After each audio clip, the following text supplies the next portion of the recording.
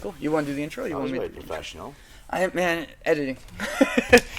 So here we are again, Iron Grips Podcast, Episode 6, I believe, is this? I believe so. We're probably going to have to stop saying the episode numbers. Yeah, let's forget the episode side. We don't have a guest today, so we're gonna have a little ramble. They only have us today. So. Yeah. So I think today's episode we're going to focus heavily on strength and conditioning, fitness training for combat sports and athletes in general. This is the Iron Grips Podcast. Hope you enjoy it.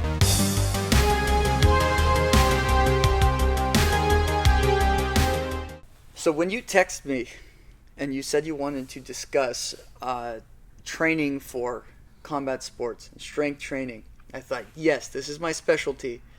I weightlift every day. I don't.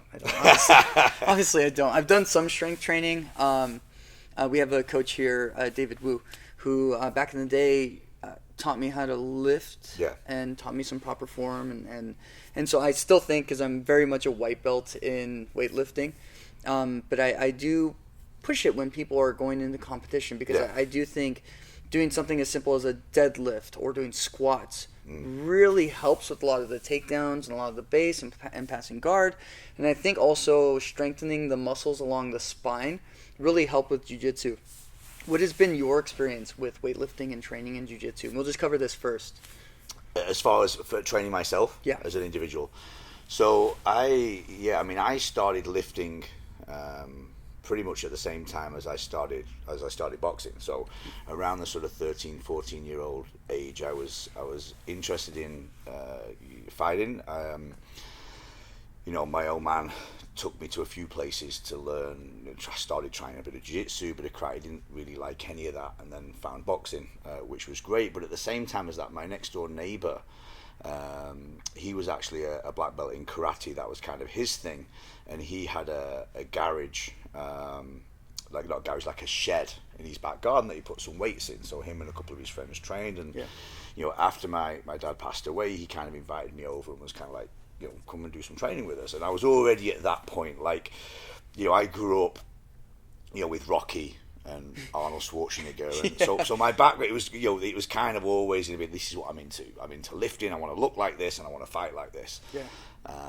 Although I should probably, my fighting style probably did mimic Rocky a bit too much with how I got punched in the face. But so that was kind of my introduction to lifting. So we would, train, I guess, a few nights in the week, really old school weights, something simple. And then he kind of, as that evolved, I don't know how long I'd been doing that, maybe a year with those guys. He then took me to like the closest actual gym, which was again old school, Olympic weightlifting club, they kind of called it, but it was bodybuilding, powerlifting, Olympic lifting, really old school. The owner of that place was like a beast. I think he was in his 50s easily at the time, and he had his small crew of younger guys that came in and trained. And this is back in my hometown of Blackpool, so it was freezing. People would walk in the gym, they got the worker boots, the jeans, the check shirt or whatever. People didn't train that much in fitness gear, they just rocked up after work, and they were strong. There's that old school sort of strong. Half the weight plates for the weights were either rusty or didn't match. It was just, you just put a load of weight on the bar and lifted it. Don't get me wrong, there was programs, and it was very simple, old school, 3 times a week, full body workouts. Squat, deadlift, bench was like your base for everything, and everything kind of then revolved around that. So that was my introduction to lifting and initially kind of getting strong. The gym itself, and this is why I'm still a big fan of just old school gyms. Like I still to a certain degree, look, I when I'm in the gym on my own, I stick my music on, and I like the luxuries of a modern gym. Don't get me wrong, but if it's not there, I don't need TVs, I don't need music, I just need the weights and get on with it. And the banter in that gym, I almost never forget. I still tell stories about the you could not be in that gym and not be entertained for an hour or so, if nothing else. If you're having a bad day, you walk in there, you start lifting, and like I say, that it all came from the owner of the gym. He would literally take the piss out of everybody. talk about, PC nowadays, it was like everything was on the table. But again, I've said this many times about gyms, right? Everyone walks in and it just doesn't matter what walk of life you're from. And back then, a little bit of when it came to banter, everything was fair game. Because everyone got the piss taken out of them. Didn't matter where you were from. Yeah. What you were, what you did. Everyone got a bit. And it was just fun. A really fun, hard-working environment. And I think sometimes that's missing a little bit in modern day gyms. It's become that try and find an easier way of getting a good result, right? Hard work. You don't have to beast yourself every single time in order to get somewhere. I'm still an advocate of when hard work's done correctly, it can be fun, it can be enjoyable. When it's done badly, not so much. Like any environment, same with fighting. You can come in and have a really hard session. When it's done correctly, you feel great. When it's done badly, you walk away feeling like, why the fuck do I do this? Right? So that was kind of my introduction to lifting, and then it just kind of stayed. I mean, I always loved both. If anything, if I was to be brutally honest, with myself and my career path with sort of fighting and lifting, I probably, the reason I ended up very average at both was because I found it really hard to specify. I love lifting, and I knew sometimes I over lifted I do like to train a little bit like a bodybuilder. I like the pump. I enjoy it, and it's not always, if I'm training an athlete, it's not necessarily exactly how I'm going to train them, and we'll get on to how I might train an athlete in a bit. But I love what I love. And for me, there's a feel I get when I'm lifting weights a certain way that I crave. Same thing when I'm training, but what I really should have done at some point was probably like really go, this is my number one, and I not do this so much, because they're both sports in their own right. Yeah. And I probably overdid both to a certain degree, to a point where I got decent-ish at both. Probably I would say maybe average is a good word, not decent, but I could do both at a decent level. But if I wanted to really excel, I needed to really prioritize one over the other, and I never really did that. I had phases of really prioritizing the fighting, but then I was missing something with the lifting stuff. And then I got phases, especially through travel, where my lifting became more important, and I was maybe managing to roll a little bit and do other things, but my lifting kind of went like this, and I was also a little bit older at that point. But then I found like I was missing not being on the mat enough. My skills were not where I needed them to be here either. I felt the drop off. Okay, great, I was bigger, and then also I noticed that when I got bigger, my gas tank went on the mat, and I was like, okay, great, I feel great at like 210, 220 pounds. I feel I look great in my mind, although people always tell you look better lighter. Is what it is. I think that's a lifting thing. People get bigger and bigger and bigger. They think it looks great, and yet everyone you talk to, when you lose 10, 20 pounds, you go, oh, you look way healthier. You don't always see it at the time. But yeah, I found getting bigger and bigger and stronger, actually, there's a diminishing returns point when it comes to fighting, and that I found very interesting, and that's something I take with me now when we talk about strength for an athlete. What's strong enough? What do we mean by strength if you're a fighter, or if you're an NFL player, or if you play basketball? Because it's very different types of strength that you need, and it's a very different way of using it to a certain degree. So I just got very stuck in the middle of loving both these things. I spent my whole career on a mat, in a boxing ring, and in a gym. Yeah. And usually all in the same day. I don't really have any regrets on that. I do look back and think, fuck, if I'd have just, like, I never wanted to be a bodybuilder. I probably could have been a half decent one, especially if I was willing to, take what it takes to be really good. But I never went down that path. But I loved it enough, as far as the focus. If I'd never found fighting, I might have gone that route. But I never saw standing up on a stage as something that, it's just not me. It's not. I don't love lifting for that reason. I don't love lifting, and I don't like looking good to go and stand on a stage and show it off. That's not why. I like doing strongman competitions, powerlifting competitions, things where I can show what my gym work has kind of created. The aesthetic side of how I look, or especially how I used to look at it a little bit more when I was younger, that was just that was for me, really. That was never to be like, hey, look at how I look. It was just, There is a difference in strength between bodybuilders and strongmen or powerlifters. In the way it's used. I mean, bodybuilders are immensely strong. There's a misunderstanding sometimes of like, the bodybuilders are not as strong. Some bodybuilders have got immense strength, just as strong as some powerlifters and strongmen. But I find, strongman I find is one of the better crossovers. Although it's a sport in its own right, and you've got to be careful because strongman style training is designed to break you. Yeah. When I trained specifically for a strongman competition, I learned that the hard way. Yeah. I ended that competition and was in surgery a week later. Biceps? That's when my bicep completely tore. Jeez. So it partially tore in the training leading up, so doing stones and tires and all this stuff. I fucking loved it. Didn't realise how broken I was underneath when I started doing it, because I think I trained for that when I was about 41, 42. So it's not like I was already strong. It's not like I started strongman training, in my heyday, so to speak. It was just something that came about through a gym I was training in. I'm like, I'll fucking give that a go. And the Arnold Expo came to Hong Kong that year. So I was like, fuck, I'm going to compete at the Arnold. Like, that's a great thing to say you've done. And there was only a couple of options. They didn't have the Jiu-Jitsu, which they have when they have the Arnold Expo in the UK, and in Australia they have Jiu-Jitsu there and stuff. But they didn't bring that to Hong Kong. So the only options really were kind of bodybuilding. They had some martial art displays, but it was like, karate, taekwondo stuff. Yeah. More traditional stuff. So it was literally bodybuilding or strongman were like my two options to do a competition and go, look, just to be able to say I've competed. Danny competed at the same time. She did fucking really well, blitzed it. I did the first 2 or 3 events. I had to pull out because my bicep completely tore off the bone. On the deadlift, I believe. No, it went before. What did it go on? Oh, it went on the log. That was it. So the first event was you had to do the carrying the yoke. So on the shoulder. It's on the shoulder. So it was like, I don't know, it was crazy weight, 400 or 500 pounds on the shoulders. You had to walk a certain distance. And I'll try and find you the video one day, because if you watch the video, you're going to go, how did your spine not snap? It looks the most horrendous walk you've ever seen. I got to the end on pure, I'm going to fucking do this.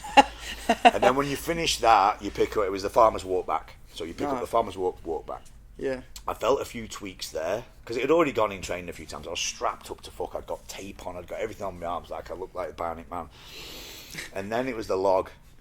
And it's a log for reps. And I go to pick up the log. I fire up the first rep. I go to pick up the second rep, and because you're tired, there's a technique to all of this stuff, but again, when you're tired, it's brute force. I go to almost bicep curl. It's nearly 200 pounds, I think, and I felt my bicep pop, and it kind of collapsed. I was like, that didn't feel right. I'll go to push. I get it halfway up, and I'm like, it's not right. I put it down, and then my stubbornness, I'm in the back, and we start warming up for the next event. Because it counts. Even in strongman, the beauty of strongman is you can completely fail an event and still do the next one. So I warm up in the back and I'm testing the deadlift, and I'm like, it kind of feels all right. Anyway, I walk out onto the platform. It wasn't hurting? You just felt like weird? No, because when something comes off the bone completely, you feel the snap, and then it's not connected to anything. So it's a weird. You couldn't lift your arm up? Yeah, I could move it. It was fine. Like, it felt fine if it didn't lift anything. What made me stop on the deadlift? I go on the first round, and with the crowd and the adrenaline, what I'm pissed about most. That weight I'd been training for quite a while, working up to it. It felt fucking heavy. And on the day with the adrenaline and everything that was going on, I picked up the first rep. I was like, this feels fucking easy. I was like, I'm going to smash like 10 reps on this. Oh my God. I got to the third rep though, and it started to really pull and tug, and obviously because it wasn't attached here, everything else was trying to compensate and hold. Yeah. There was a weird pain. I wouldn't say like pain. There was just something that I'm like, this ain't right. And at this point, I've not had any scans on it, so I'm still mid-competition. So I thought it had gone, but I didn't know. And I was like, if I keep going, I'm going to do serious damage to my arm. So I stopped on, I think, rep 3, maybe 4. But knowing I could have done a ton more, I was like, fucking hell, I'd have probably broke my own record there. But anyway, it is what it is. So the next day we finished the competition. Next day I go to the hospital, sit around in A&E for about 4 hours. You didn't even go the same day? No. Well, I think the competition was on a Sunday. Yeah. I mean, not that hospitals are closed on a Sunday, but there wasn't much I could do at that point. I wasn't really in any pain. I was kind of like, I know I'm going to have to go and sit in A&E for ages before they'll look at it. And even then, I was kind of in the mirror, and I'm like, Danny, does it look shorter? Is it shorter than this one? And she's kind of like, yeah, it looks fucked. And I'm like, are you sure? Because it curls, right? It comes up. So I'm like, you sure? Because I mean, this one's quite short, and I'm looking at both, and I'm trying to convince myself it wasn't gone. Anyway, I go and have the scan and everything, and the lady's like, okay, so can you see that line there? And then you see this big gap here, and then you can see this. She's like, that's your ligament snapped. So we're going to have to put that back together. So I was like, okay. So how do they put that back together? Do they just like sew it? I don't know. I was asleep. Staple it? Super glue? They re-anchor it. So basically, they put a screw into the bone. So the bicep tendon attaches down here. So this is why when I'm complaining sometimes about pain here, it's the bicep tendon. So I had a screw basically placed in here, and then they pull the tendon back down and they reattach it to the screw here, and then over time that kind of all re-heals to the bone. So you still have the screw in there? I assume so. Although it's been causing me problems recently, I don't know what I've done, but something's not right in there. So I'm just avoiding. Might be some scar tissue or something. So yeah, something's not right. That's what was bugging me on the second day. Yeah. And over the weekend in Reno, I was like something, but it's been bothering me again for a while. So also because you're still lifting like small cars. Yeah. I'm not very good at taking my own advice. Like I know I'm broken on things, but I'm kind of like, if I can still do it, I'm going to do it. But trust me, when I'm with my clients and my athletes, I'm very different. I'm a lot more cautious because I know with myself, like with me, it's me. It's my own choice. If I make a mistake, if I injure myself, I'm off the mat. It's like, it doesn't cost me anything. It costs me my own frustration. But if I damage or injure an athlete, then it could cost them the fight. It could cost. So I'm much more aware of the whole approach when it comes to training an athlete than I am with myself. With myself, I'm a little bit more, a lot more reckless. Should we say? Yeah, I've kind of slowed down on doing the reckless stuff now that I'm teaching everything. So a lot of the classes, I'm gonna have great people to fill in, like Coach Peter, Coach Linda, Coach Dakota, and Julianne will fill in for me sometimes, or even you fill in for me. So I'm a little bit more like cautious when it comes to injuring myself, especially during training, absolutely. Because if I can't teach the lessons, then I feel like I'm bugging people to cover my stuff. But back in the day, even 5 years ago, I felt like I could get really injured and then I'd be okay to teach. Because I wasn't either the head of the class or younger. I could just take a bunch of ibuprofen and then keep going. No, I'm with you there. I mean, look, that's one thing I do stop short on. Like I'll run through the pain in a coaching session if I have to, over not delivering the session that I had planned. So, I mean, I do a lot of pad work with my clients, and yesterday was a prime example. I had 2 sessions in the morning on the pads, and certain clients I can get away with the paddles with. And they help. They make a big difference. Using the paddles instead of mitts gives my arm on the shoulder, the elbows. Yeah. So depending on the level of the client, depending on what we've been working, I can get away with that a little bit, and they're useful. They're a useful tool. But in the evening yesterday at 5 o'clock, I had one of my other clients, Nick. He's ex-NFL player, fucking brutally strong, 6 foot odd, hits like a tank. We need to use the pads. Like the paddles, I use them a little bit, but he needs that feel of the pads. And I know that, and also I have continuity with what we've been working on, so I don't want to mix it up just because I'm injured. I hate that. Like, it happens. I don't mind it so much if I'm choosing to train with a professional athlete. So if I've got a professional athlete who's my coach, whether it be boxing or MMA, and I've had this in the past, and they get injured for something and they adjust my session because they've hurt themselves, it's part of the game. I'm fine. You're an athlete. You're training hard for something you've got coming up. I choose to train with you. If you've hurt something and we need to just do the bag work today or do something else, fine, because I'm not particularly training for anything specific. I just want a session. I want someone who's experienced, more experienced than me, to run me through something, make me do things. Because if I just jump on the bag on my own, I know exactly what I'm going to do. I'm going to do what I'm good at. Yeah. And I'm going to do 6 to 8 rounds of it, and I'm going to fucking enjoy it. Walk away thinking I'm Floyd Mayweather, and I've had a great session, right? But for me, I'm a coach first. You know, my athlete days are kind of over, right? So I feel I don't ever want to be that person that's going, oh, I've hurt my back today, we're just going to do this. Like I said, there's nothing wrong with that, in my opinion, if you're training with a professional athlete, and that's the deal. That's me. But as a coach, I'm more like, look, you know, you're paying me a lot of money, not to have to work around me, my injuries, and potentially my stupidity, right? Yeah. You know, because I'm not training for anything, I guess, massively specific other than my own enjoyment. Unfortunately, my own enjoyment involves generally pushing the limits a little bit, and that's where things go wrong. So it's what it is. One day maybe I'll slow down, but I'm hitting that point where it's highly unlikely. Yeah. I mean, I roll with you all the time, and I can't believe, number one, how fast you are, how strong you are, and also how smart you are, especially when rolling, because you know when to use your strength to your advantage. Because people say, like, don't use strength during rolling. That's bullshit. If you got it, use it. Absolutely. But use it correctly. But the reason why I think they say, or at least I say to especially white belts, don't use strength, is because I want them to focus on technique.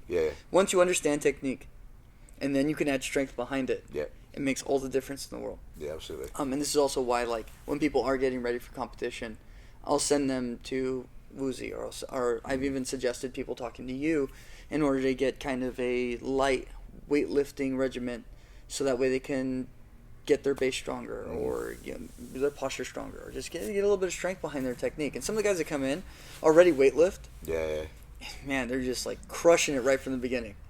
And you know, I don't feel like I'm very strong, but I think because I do this so much, I've worked with professional NFL players, I've worked with people straight out of the Marines, and the guys in like really good like strength and fitness. And then I roll with them for 2 8-minute rounds, and they're dead. And then I'm like, okay, you have the strength side, you have the conditioning for another sport or another lifestyle. Like, this can supplement that or add to that. And then sometimes it's the opposite. Sometimes they come to me, and then they do jiu-jitsu for years, and they're used to doing jiu-jitsu, and then they go to weightlift, and they're like dead. So there has to be some sort of middle ground. What are some tips that you maybe can give somebody getting ready for? Let's talk about grappling first, like a grappling tournament. What kind of lifts should they be doing? What kind of conditioning? What kind of dieting should they be doing? So, I mean, that's, again, big question. If I was to rewind for that, I wouldn't suggest someone starts lifting just for a competition. So, you should, all things being equal, strength is probably your number one foundation of something that you should focus on all the time. So you should already have a fairly solid strength training kind of regimen, I think, if you're going to, do a sport.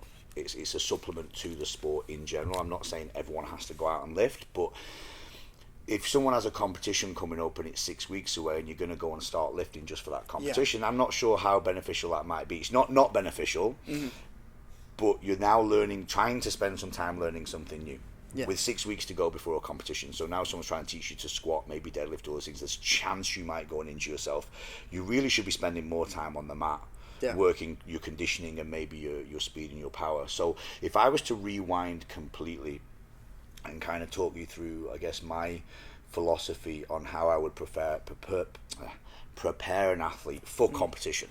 So whether it's jiu-jitsu, whether it's boxing, whether it's MMA, or keep it within combat sports, I try to work, if I've got, the problem with combat sports in general is you don't always have an ideal amount of time to prepare. And that's why I say your strength training should be your base. To be something you're already doing. Yes, because then it's the other elements you can add in or you can skip to. So again, if I go back in the day with training a lot of the fighters, back in SBG and especially in Manchester, the problem you've got, for me, what I want is the perfect environment. So I want to get you as an athlete with a 12 to 16 week training block for your fight. Okay, and then I'm going to put blocks in, maybe 4-week blocks to get you prepared and get you peaked. Block 1 is always going to be a strength stroke hypertrophy phase. I use hypertrophy, the word loosely. I mean the rep range might be a little higher early on. Again, because I'm not looking to kind of, I'm looking to ease somebody back in if they've had like maybe a little bit of a break from training or whatever. So I'm focusing on the basic compound lifts, get you basically stronger. But I'm maybe keeping the reps a little higher at this point, maybe 8 to 12s, before I go into a pure strength training block, which might be around, then I'm probably bringing things down to about five sets of 5, maybe for the big lifts, like some form of deadlift. When I say deadlift, bench and squat, I have to analyze the athlete. Not everyone can squat well. Maybe deadlift, maybe a barbell deadlift's not the perfect exercise. Maybe a trap bar deadlift is better. Maybe we have to do something where a rack pull or a back extension. I've got to look at the person's body. Grapplers tend to be the hardest people if they've never lifted before. I've got to look at their posture and their base and the way they move and be like, right, okay, how can I get this person a lot stronger without damaging them, basically. So I'd want like maybe a 4-week block of hypertrophy, 4-week block of then pure strength based training. Then we start to add in power. So by adding in power, I don't want to lose the strength I've built, but I now need to add in some explosive speed. If we just jump straight to explosive speed work, again, muscles that are not prepared, we jump straight into speed work, your chances of pulling something and getting injured. Stronger muscle is going to be more elastic and more powerful. So then I would add in power work, plyometrics onto the strength training. And then the final phase will start to bring in some endurance work. I have separate endurance training sessions. I like 2 lifting sessions a week for an athlete who trains on the mat a lot. Because it takes so much out of I played with 3 strength sessions a week with some of the fighters back in Manchester, and I found it was a bit too much. I found if they're on the mat twice a day and then I'm trying to get them into the strength session, a big thing with this is always liaising with the head coach as well. What sessions, are we even looking at the sessions the athlete's doing? How many sessions a week are they doing?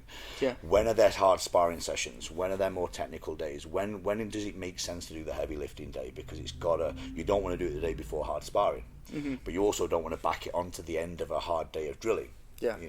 So even finding the right time to do the strength training sessions is super crucial. Obviously a bit easier with a pro athlete because they've got the whole day. With an athlete who's then also got a job and you've got to prioritize. So I found two full body strength training sessions a week the most beneficial, because they could really work hard on those 2 sessions. And there's enough time to recover. So once I've added in the power, my last phase is then endurance and starting to cut recovery time.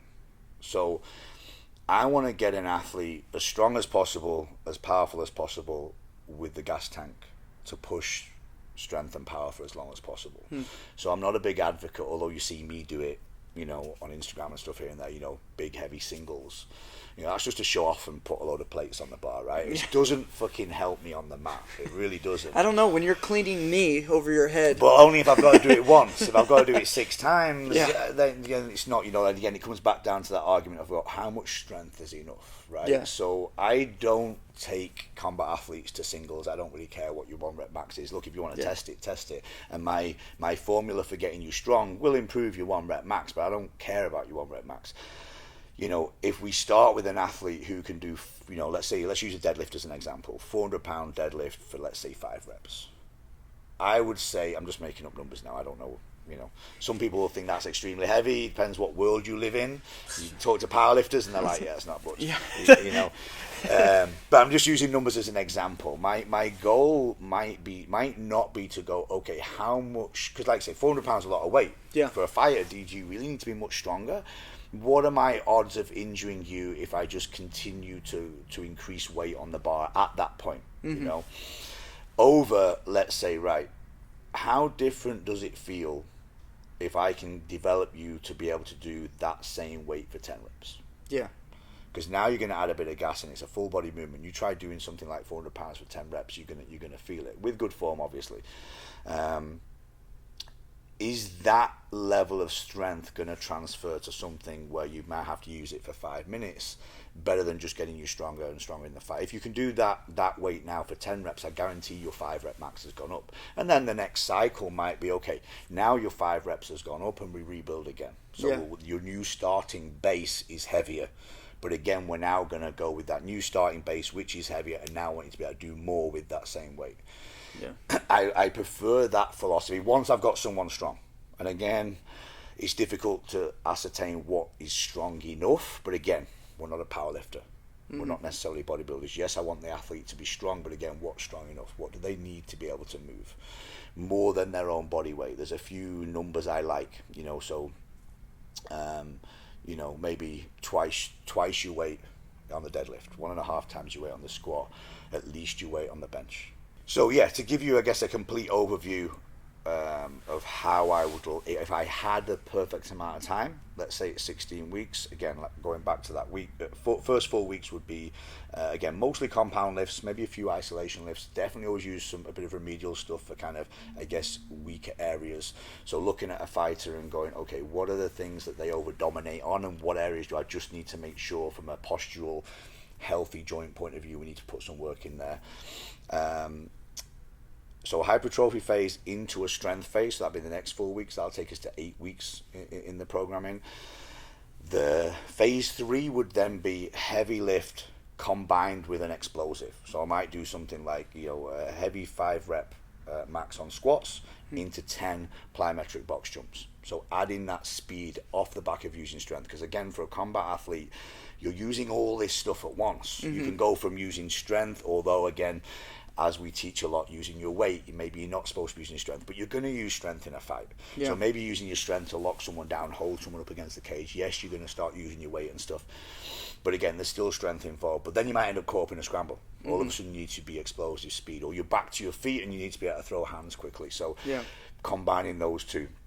And off the back of that, you've got, your endurance work. So then moving into phase 3, I'm going to add something that starts to get your gas going a little bit. Yeah. So phase 4 would then be all of it put together. So strength, power, and then endurance. So again, using the squat as an example, doesn't have to be a squat, but a compound lift. Squat into a plyometric box jump into maybe a kettlebell swing for around 20 reps. That will be one round. Yeah. And then a minute's rest, and you go again.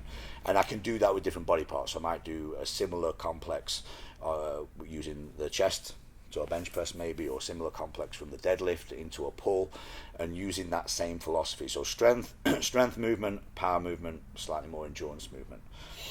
By phase 4, where we're peaking now for a fight, my other job is to lower the recovery time. So you need to be able to go again and again and again, because we get used to the minute rest, which you get in a fight, but at the end of a round. Yeah. But during 5 minutes, you don't know how much of all those 3 things you're going to be using. You could get into an absolute war in round 1 and be like, fuck, I've got to do all that again in round 2. Yeah. So I would then maybe each week go, okay, minute rest week 1, 45 seconds rest week 2, 30 seconds rest week 3, and so on, down to like maybe 15 seconds would be the least. And then you're doing 3 circuits of those exercises non-stop, pretty much, with the same weight that we started on back in the initial phases. That's the key, that we get the initial baseline level of strength, and I don't want you to lose that. I want to be able to add to that baseline level of strength, not just keep getting stronger. I want you to stay this. I don't want to. What happens sometimes is we sacrifice strength as we start working more on conditioning, and I've never understood that philosophy. So you'll get some coaches, they get you strong first, and then they start tapering the strength work off, and we start doing more and more conditioning. It's like, no, we need to continue with the baseline of strength, and then add power, add endurance to that baseline level of strength. And then I might do a couple of other sessions a week. So let's say that's the two strength sessions a week. What I used to do an awful lot would be for pure conditioning. Either I still like one steady state cardio session. I know it's a bit old school, and it doesn't have to be running. It doesn't have to be at 4 a.m. when no one else is training. But I like that 30, 45 minute sort of steady state, get on a treadmill and jog, get on a bike, a cross trainer, whatever it might be. Just that baseline cardio, I think, is good. And it's, it covers the length of a fight, whether it be a 30, 40 minute fight in total if you go all arounds. And it's unlikely to injure you. as well. And then maybe the other session that I used to really like doing would be some sort of interval hit style training. We used to do a lot of, I don't know if you guys call them shuttle runs, so running back and forth. So you'll see a lot of football teams and things do this sort of thing. So maybe I used to like the 4 cones. So first cone back, second cone back, third cone back, fourth cone back. And I used to do that with the whole team. And I used to use that a lot for 2 reasons. One, it really showed me the muscle fiber type of an athlete to a certain degree. Because you'd get the fast twitch guys. Because I'd have the whole team lined up. We'd have like 10 of us going. And you'd have the fast twitch guys blast, let's say it's like, I don't know, 30 meters, 60 meters, 80 meters, 100 meters. So the total is about a 400 meter run. That's it. 400 meters is probably enough to suss out what fiber type you are, because you'll get the super fast twitch guys, think like maybe wrestlers or whatever. First cone back, blitz it. Second cone back, blitz it. Third, they start to slow. And then all of a sudden the endurance guys that started a bit slow start catching. Yeah, the super explosive guys, and then all of a sudden they end up actually winning, but they got blitzed in the first 2. And that's always a good tell of what you're looking to improve in any athlete. So the other side of it, when an athlete comes to me, is I've got to analyze what do we need to work on. Obviously, if someone's already super strong, super explosive, super fast, but tends to gas out in a fight, we've got to start working a bit more on their endurance. And even then, you're never going to get someone, in my humble opinion, who's super fast twitch and explosive to last longer on pure conditioning. I will do my best to improve that side of their conditioning by putting very specific work in their training plan for that. But at the same time, a certain amount of it's got to then be worked on with the head fight coach, because tactics has to come into that guy. Your guys with the heavy endurance, are kind of easier. They will war of attrition. Getting them more explosive and a bit quicker, in my opinion, is probably easier than getting the fast guy to last longer. Because the fast guy lasting longer comes down to game plan as well. What I might set for a guy like that might be if they're a wrestler, let's say, and their whole game is based on takedowns. If at the start of fight camp they can, usually on average they've got 3 good takedown blasts around. Like, right, okay, we need to get this to 5 at least. But I also need to be lazy with the coach and look, it's not this black and white in a fight. If the opportunity to do the takedown comes, you take it. But at the same time, you've got to have an awareness. Okay, this guy's hit 4, 5, 6 takedowns. He's gonna fucking gas. If we do not make some adjustment at this point, round 2 is not going to go that well. And let's just have that awareness. Look, on any given day and in any given fight, sometimes we find superhuman powers. We've seen it before where people are traditionally gassed and then all of a sudden have that one fight and they're just obsessed. Get that second win. Whatever happens, right? So it's never an exact science ever, but I always found, like, luckily for me back in Manchester, Carl, my old coach, he was into the strength and conditioning side and stuff, and we worked very well together. He'd come to me with ideas: should we do this? Can we try this? I've got this fighter's got this fight, but his opponent's this. We probably need to work on a bit of this, and I'd go away and devise, based on my own, program that I would usually put the guys through leading up to a fight. I would make some tweaks based on whatever the fight game plan might be. But again, you've always got to prepare for all eventualities, right? And the reason, one of the other reason I like this system that I use is because I found that although this for me it's not the perfect system, there's loads of systems people use, but for me I found this system works with the fighters I've used it with. But what I found early on, and again as a strength coach, I was like, well, I need 16 weeks to get this guy ready. I need 12 weeks to get this guy ready. Well, that's all very well and good if you're training world champions that fight 3 times a year, right? But I wasn't. I'm fighting all levels. So, I'm training all levels. I've got people on kind of Cage Warriors level who might be around that 3-4 fights a year maybe. And then you've got all the amateurs. You've got all the guys doing grappling comps. You do grappling comp every other month, right? And then you've got the guys, obviously everyone at that level, they've got, a job outside. They'll take any fucking fight coming, which is great. Shit for me, because maybe the guys just fought. I'm like, right, we're going to get back to a basic strength block. We're 2-3 weeks into a basic strength block. Things are going well. And he's like, got a fight in 3 weeks. I've just took this fight. And you're like... So we didn't talk about this. No, but you're not going to say, well, you're not ready, don't take the fight. It's kind of, Yeah. okay, you have to have a system that I can slot the fighter in where it's most necessary, right? So, with 3 weeks to go, coming back to your original point, let's say, this is why I want my athletes to have a general baseline of strength, some sort of conditioning all year round. There's no off time anymore. It's not the 60s where you only, you go into fight camp, 20 pounds overweight, you've got to lose a load of weight first, then start training and get back in shape for your fight. You've got to have this baseline all year round, and I think even if you're new to the sport and you're a bit of an amateur, you start to think about some sort of condition. I speak to the guys on the mats and I'm telling them, well, look, I you want to be on the mat a lot. You're new, you need to learn the skills, but a couple of sessions a week is going to help you baseline. Yeah. So having a system that I can quickly jump my athlete from here to here was key.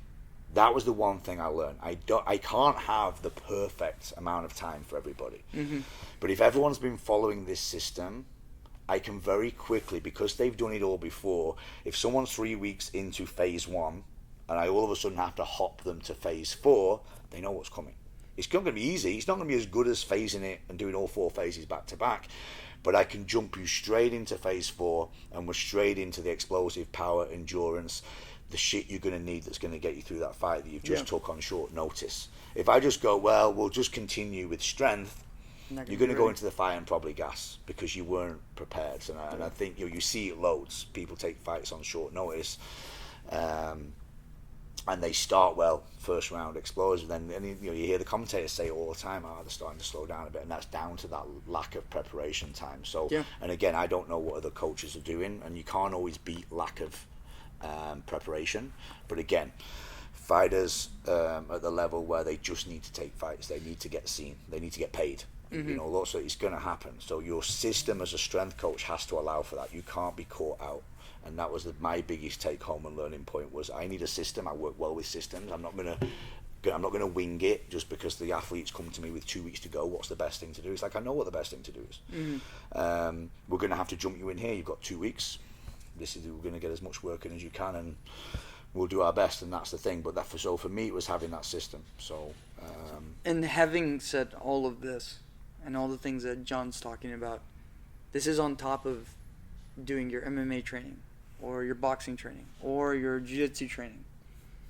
And I think a lot of people don't understand how hard it is to be a professional athlete in the cage or on the mats. Even if you're just focusing on Jiu-Jitsu, it takes a tremendous amount of work and hours on the mats to actually get good at it. Yep. And to be a world champion. I've seen the work that's been put in. I'm not a world champion, but I'm on the other end, right? I'm a coach. You've been around it. I've been around it. Yeah. I've done the trainings. I've done the what it takes to kind of get there, and then putting the work alongside my teammates and getting people prepared for that.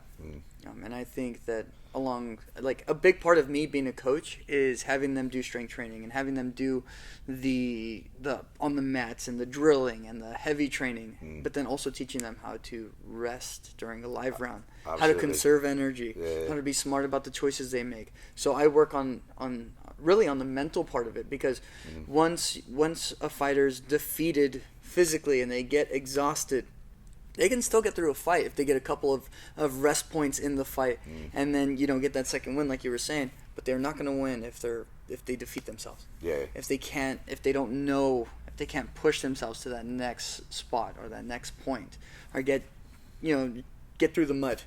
And so a big part of what I do is teaching them the rest, teaching them that they can push through, and that they have to believe in themselves when doing it. Absolutely. Because I've been there in a round where I'm like, holy crap, I can't hold on to their uniform anymore, or I can't hold on to his grips. I can't take another takedown, and then I get that second win. I'm like, I can do this. I mean, look, experience is a big part of that, and like you said, the priorities. I mean, the strength and let's say me as the strength and conditioning guy, I'm working alongside. As far as I see, it's a team of people getting a fighter prepared. And the head fight coach has to play their part in the type of rounds, the Shark Tank type rounds, and the different opponent in every minute type rounds, so that you're being put in those bad positions. You're being put there not to get beat up. You're being put there mentally. in that point where, like you say, there's moments, and it's easier for me to say, as someone who doesn't compete as much anymore, to go, look, there are moments in training, there are moments in fights where the brain has those moments. They will not. Most fighters will never admit it, especially not when in their peak, because you don't want to give stuff away. But there's going to be moments where you're close to breaking, that you're close to giving up, and it just takes that one little thing. I remember again, another one from Carl.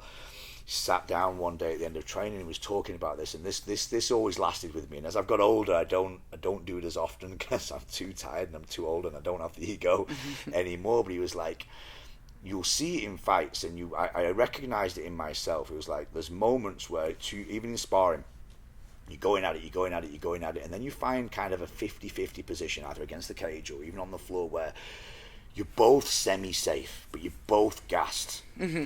And you both take that almost it's like an unsaid agreement that you're both going to rest for a few seconds. Yeah. And it can happen in full on, and he's like, that's the fucking time to go. Yeah. The minute you're both, you're both in that, because you're both thinking the same thing. Go. Because there's where you're going to get the edge. Don't take that, well, he's not moving, so I'm not going to move, so I'm just going to rest here a bit. Yeah. And you'll see fighters take advantage of this, where they're relaxed and the other guy's relaxed, and you see, and then suddenly the guy's just like on them, or passing the guard, or setting in a choke suddenly because the other person is not ready. And you never know. Yeah. So it's the same thing in a scramble. Look, everyone has, like, it's a mindset, right? When it's in the gym or lifting or whatever, I guarantee if someone starts cheering you on, you've got another rep. Oh yeah. When we think we're going to give up, you've got a bit more, or you've got another 30 seconds. But when you're fighting and you're scrambling, sometimes you're overthinking how long's maybe left in the round, how many more rounds you've got, and you're trying to conserve something. And the amount of times this has paid off for me in training, and again, this was another one that Carl was saying, the same thing. When you're in a scramble and you're thinking you've only got a couple of seconds left, so you're just trying to find that rest point, go another 5 seconds. Yeah. Because your opponent, again, is probably thinking the same thing. Look, if they're not, and they've got gas for days, you fucked anyway. Right? So if you go that extra 5 and then you stop, at least you know you went the extra 5. Yeah. The amount of times you've done that extra bridge, that extra shrimp. Like, I drive Danny nuts with the double, triple, fucking quadruple shrimp thing. And it's because, again, it was drilled into me so much, I was lazy. I would shrimp once and go, fuck, I can't get out. Yeah. And they'd be like, shrimp. And then all of a sudden the space appears. Yeah. From that one extra one that you really didn't have the energy for, or didn't want to do, or that one extra bridge, or that one extra bump and bridge that just created enough space. There's nothing like confidence to help your gas, or at least seeing a little bit of light at the end of the tunnel. You gas when you're suffocated.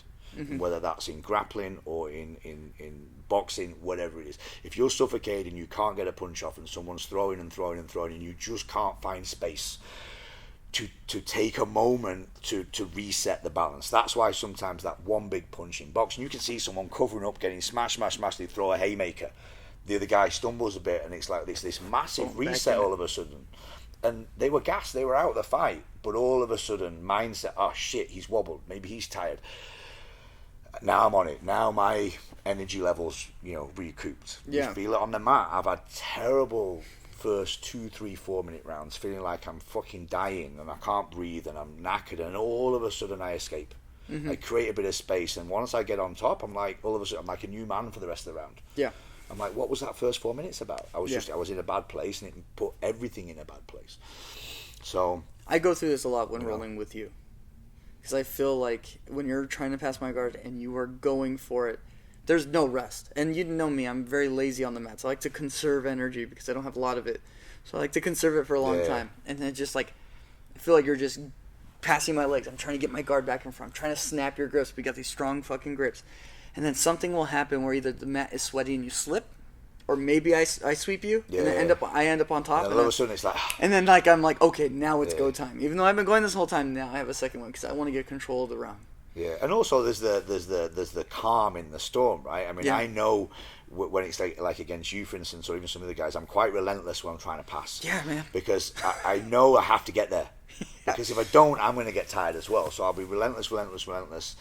And then once I'm past, I'm like, okay, now I can calm. But I've also had it, you're right, the other side. I'm the one on my back, and I'm trying to stop them because I know if they fucking get past, I'm fucked. Yeah. That's me for the round if they get past, because I know what the side control's like. I know. So not only am I trying to skillfully stop them, I'm kind of trying not to panic. Yeah. Because that tires you out as well. So trying to stay calm within the middle of the storm, knowing that, okay, all I have to do, if I keep, I'll tell you someone who's really good at that is Pete. Pete's inch. So my relentless passing on him, he lets me, and then he takes an inch away. And then I relent, and he takes an inch away. And I'm just like, it's so frustrating. Let's talk about Pete, though, a little bit. So Pete is one of the black belts here. He used to unicycle up the mountains right here. He would go up the mountains on a unicycle in a group, and that was his conditioning. So his unicycle, as in on one wheel. One wheel, yeah, like a clown, but a very serious mountain biker on one wheel, going up, not down, going up. That's crazy. Yeah, man. When he told me this, I was like, something special about you. Pete also has this huge Celtic knot tattooed down the middle of his back, and one of the sweetest human beings. Super knowledgeable. He's fought in the cage a few times. He's won his fights, and he's competed on the mats, and he's also he used to fight for Boz Rutan. Yeah. So he's part of Boz's team. And he was one of those guys. I remember doing the intro with him, and I was a blue belt. I had him come to class, and I was rolling with him, and he like bruised up my face that first time, and I could tell like he was nervous, and then we eventually became really good friends, and then I realized that Pete has amazing patience. Yeah. He's really smart when it comes to being in bad positions, and his guard is one of the hardest guards to pass. Yeah. And if he's on your back, trying to get him off of you, I think because of his experience on the unicycle, his balance is incredible. Yeah. Incredible. And he's one of those guys that really can take a bad position, being kind of smashed, and completely reverse it on you because he's smart and he's patient and he doesn't panic as much. I had a discussion with him recently that he said he was panicking when we were on our way to Reno. Right. He said he was panicking on the mats because when he came back to training, we're all wearing the mask. Yeah. So we're all wearing masks, and he said that it would get stuck to his face. Yeah. And he's trying to take deep breaths in. So he's creating a little bit of space, and then he starts focusing on his breathing. Yeah. And so now he says that he's starting to become more confident all of a sudden. And I told him, like, imagine when we take off the masks. Yeah, exactly. What's going to happen? So Pete, amazing instructor too, really good black belt, great balance, and really smart athlete. And he weightlifts. But he's hit the nail on the head, right? Yeah. It's the claustrophobic not being able to breathe. That drowning feeling. And that's why I think people use that analogy, right? If you've ever, gone underwater, especially out in the sea, let's say, and swallowed a load of water by accident quickly, and you're like, and you're gasping for air, there's nothing scarier than gasping for air, I don't think. Yeah. Because we take it for granted until it's not there. Yeah. And when you're fighting and when you're rolling and you get into that panic breathing, I'm no different. It's the same thing. If I start panicking, I start almost hyperventilating. Yeah. I'm breathing even harder, and then I can hear my own breath. I become more conscious of that. And before I know it, I'm more conscious of that than anything else. Yeah. And that's what makes you start to panic and again want to kind of almost turtle up and just stop moving to try, because that becomes the most important thing to you. It's amazing how, you would think being punched in the face, or being flattened out and, someone trying to submit you is the most important thing ever when you're in a fight. But when you start to lack breath, that becomes your number one concern. Like, I have to find a way to breathe. Yeah. That's what Matt Thornton said. Remember to breathe. Yeah. Just focus on the breathing. And so bringing yourself back to that place when you're in a place of panic is not easy. And finding the space to do it. And I think that's the other thing. When I felt it. I feel it in boxing. I felt it on the mat.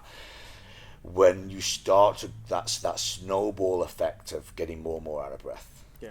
Getting more and more out of pace with whoever it is you're sparring or fighting with. Yeah. Feeling like there's just no escape from the onslaught of whatever the opponent's doing to you. It's just a horrible feeling. It's a very humbling feeling. Yeah. But it does make you aware of, this is where, to a certain degree, look, skill is always number one. The more skillful you are, the easier it is to play your game and do your thing. So if you're not in bad positions, you're not going to gas so much. But again, in MMA, and especially in MMA, and I think this is where you have to be aware of, no matter how skillful you are, if you've got some opponent who's just fucking 100 mph, surviving that first few minutes of that onslaught is kind of key. And that is where, you know, skill will come in and things like that, because some people are just will not give you a second, and you've seen very good fighters crumble under that against someone who you kind of like, maybe they're not actually as skillful, but that pressure and that level of intensity that level of strength, power and conditioning brings can overdo a more skillful fighter. It can. Yeah. By and large, generally the more skillful fighter will win, especially when the playing field gets a little bit more level, i.e. energy tanks start to drop a little bit. You're always going to see the most skillful person generally come out on top.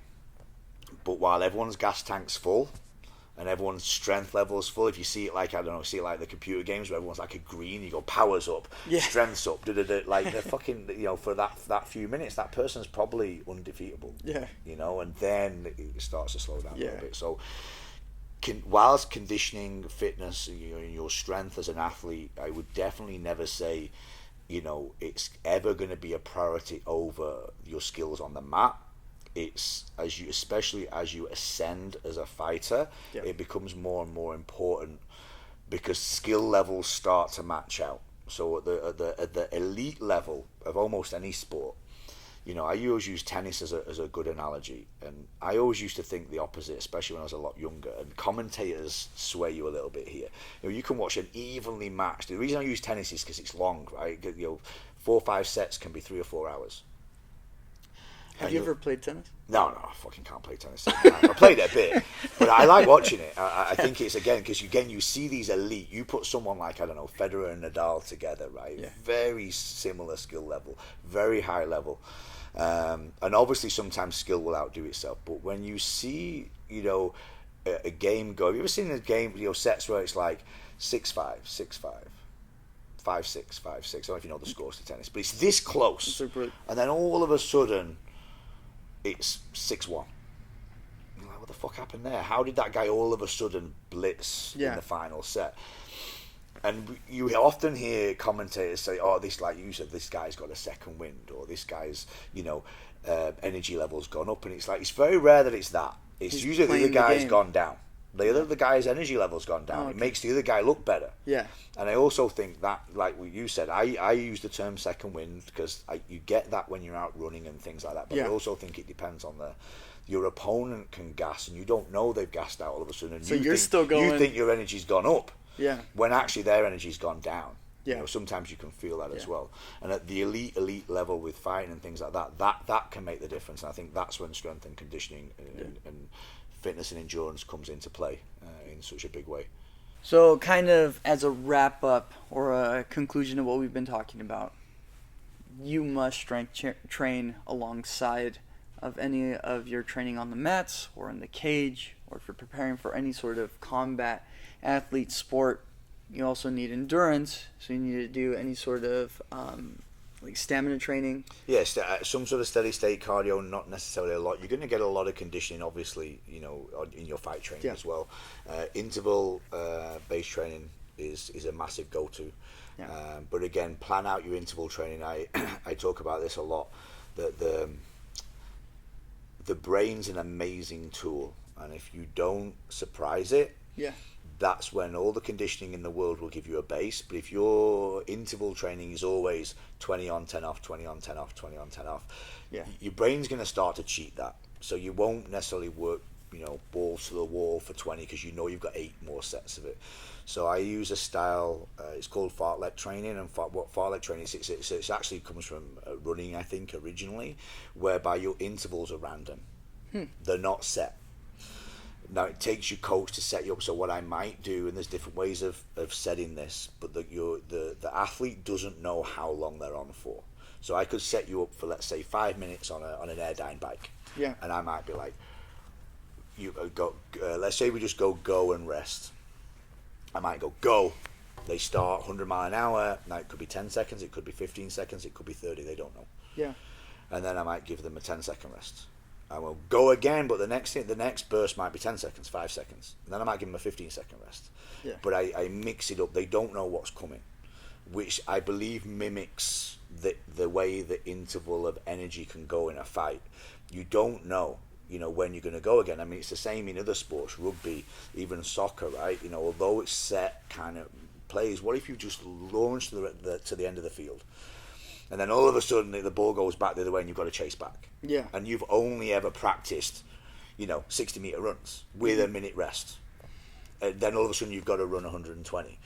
So I like that from a mental point of view, and I like to see the mental effort that an athlete's going to put in, not knowing how long they might have to go for. We can all go. If you go like 5 minutes and someone goes last 10 seconds, and all of a sudden you're 100 miles an hour. Yeah. Like, okay, where did that energy come from? Because why weren't you doing that earlier? One, because 5 minutes is a long time. And if you start like that, you're not going to last. Well, we've got to pace ourselves. I understand the pacing.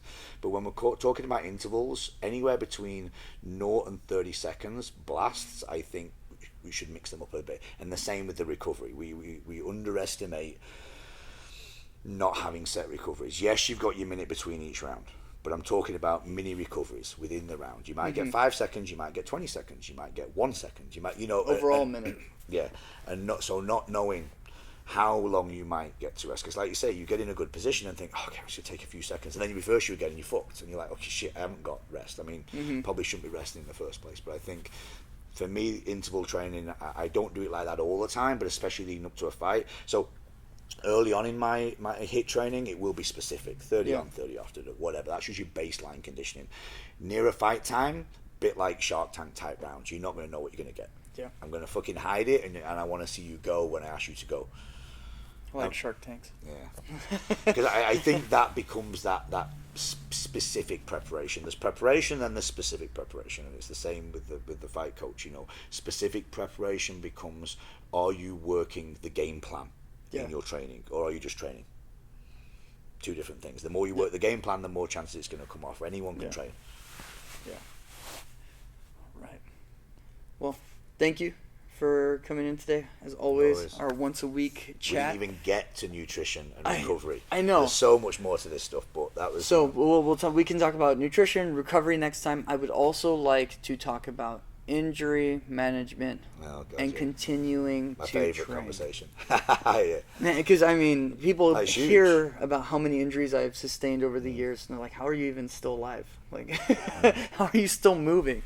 A lot of ibuprofen, but we'll get to big topic, and I think like I say, what we do and what you would do with an athlete is two different things. Your job as a strength coach for an athlete is to keep them healthy. Yep. That's number one. Doesn't matter how strong they get if they don't make it to the fight. Yeah. So that's another big. I didn't even touch on that topic today, but getting someone through a training camp is another skill within itself. Yeah. And again, something that takes a lot of assessment at the beginning to see what they're going to be able to withstand throughout a 6, 8, 12-week training camp, because you don't want to break them. If you're the one that breaks them, especially at the highest level, that's people losing millions of dollars. That's not a good play, and you don't want to be blamed for that. Otherwise you're not getting a job again. People underestimate the job of the coach and the amount of stress that the coach has because of how much they have to gauge whether they can push an athlete or take care of the athlete, or it's huge. It's huge, and it's teamwork. But again, if my job is the strength and conditioning coach and the athlete gets injured on the mat, I'm like, thank fuck for that, it's not my fault. Yeah. Because especially at the high level, it sounds awful, but at high level, that could be the difference between you losing your job, right? The promoters, the head coach. If I injure them in the gym and that fight gets pulled, I'm the lowest. The strength and conditioning coach is although it's a very important role. When push comes to shove on the money side, it's the lowest role in the gym. Yeah. Right? Because if I cost them a fight, they're like, what the fuck were you doing?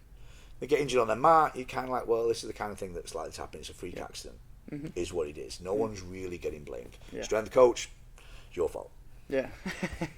So you've got to avoid that. Thank you guys for watching. Hope you enjoyed our conversation. Again, I'm Marco. That's John. Look us up on Instagram if you want to follow us there. Iron Grips Podcast on Instagram. Also, it's Jon Bond MMA. What we talk Instagram? Yeah, Instagram. It is, yes. Jon Bond MMA. Sorry, fucking hell. You can also find his Instagram for Hybrid Gym LA. I also have SBG SoCal, and my personal is Nightlight_M. Feel free to reach out to us if there's any topics you'd like us to cover. And thank you for watching. Excellent. Yeah, thank Cheers, you. buddy. Yeah. That was Hey, good. what happened to your hand? Hold on. Oh, that was boxing this morning. What the hell happened? No, nothing. It's just my wraps were it's just scuffing on my hand. It is. Yeah. Yeah, you got that boxer's pinky. Yeah. Yeah. And the legs of a dancer.